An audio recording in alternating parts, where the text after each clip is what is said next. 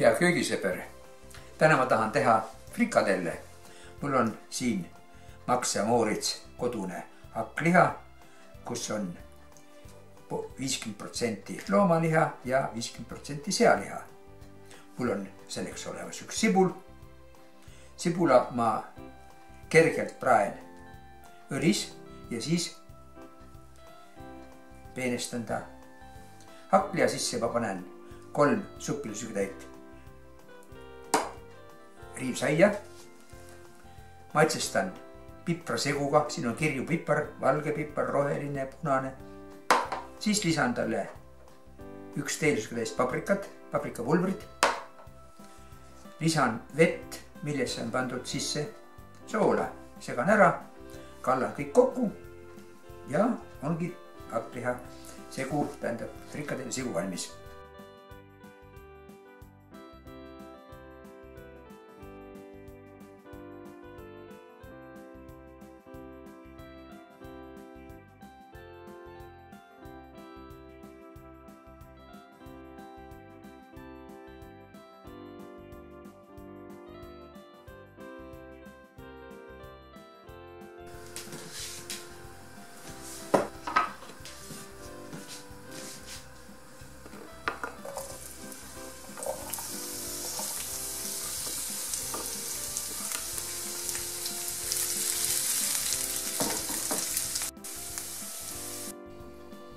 Hakkliha tainas on nüüd valmis, kokku segatud.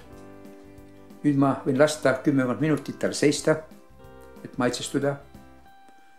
Siia ma lisasin kõik komponendid, mis laual olid.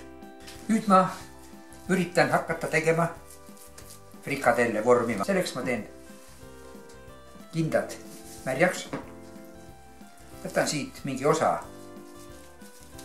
sellist hakkliha segu.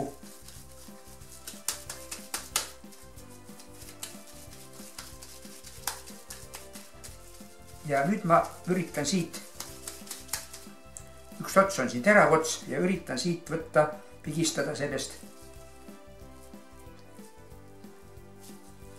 Võtta siit üks kogus.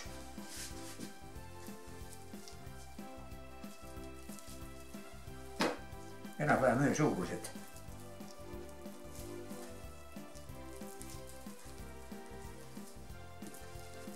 Ühe koguse.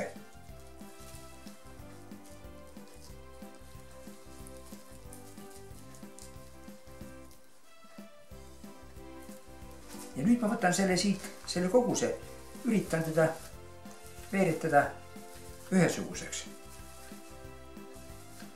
Ja veeretan siia jahu sisse.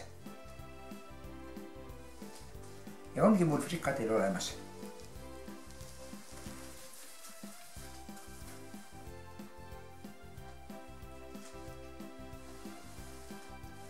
Nüüd ma proovin teha frikadelle teise variandiga. Ma teen kindad natuke õliga kokku, et vähem hakkaks siia kinda külge. Võtan teelusikaga umbes sellise ühesuguse koguse, katsun veeretada, näete kui ilusti ma saan veeretada. Ja lasen siin, paneerin jahu sees ja asetan siia. Palju ilusam sai. Vesi millegi pärast hakkas, veega hakkas see kinnaste külge. Frikadell on palju ilusam, ühtlasem. Mõni saab natukene väiksem, mõni suurem. Te küsite kindlasti, mis nendega nüüd edasi saab. Nüüd on, kas panen selle kandikuga sügav külma, lasen tal kandiku peale ära külmuda ja siis panen kas kilekotti ja ta tagasi sügav külma. Ja siis kui ajan, siis võtan ja kohe mul on olemas kodused frikadellid. Nii lihtne see ongi.